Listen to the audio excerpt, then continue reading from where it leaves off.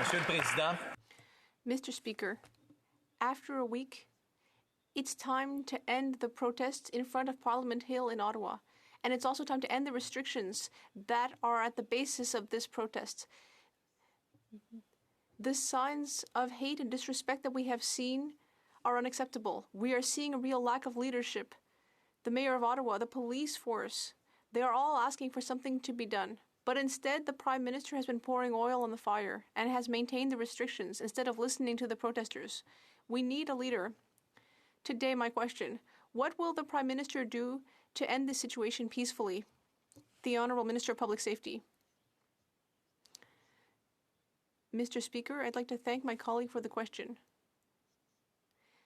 Last night, I had a good discussion with the Mayor of Ottawa, Mr. Watson. Subsequently, I ensured that the RCMP has confirmed that they will be adding resources on the ground. We need to recognize the destruction caused by the convoy. We need to support residents. The RCMP will be there to support Ottawa Police. The Ottawa Police is the police force that has jurisdiction. The Honourable Member for Mégantic-L'Érable. Mr. Speaker, 2 years after the beginning of the pandemic, 34,000 Canadians have died. The pandemic has placed great strain on a healthcare system that was already fragile. The healthcare system is suffering, and it is not just the COVID pandemic that is responsible. We are doing badly among peer countries when it comes to hospital beds per capita. Will the Prime Minister commit today to starting discussions on healthcare transfers with the provinces?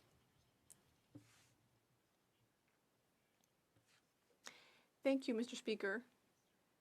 I would like to thank my colleague for his question. The COVID-19 pandemic continues to bring to light many challenges in the healthcare system. For example, when it comes to prevention control, we have been there to support the provinces and territories from the beginning of the pandemic. And we will continue to work with provinces and territories in order to fight COVID-19.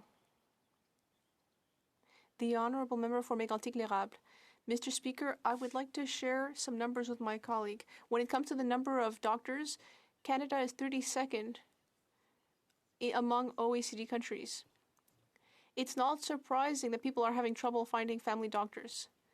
The Conservatives have promised to increase healthcare transfers by at least 0.6 a year, and to start discussions with the premiers within their first 100 days.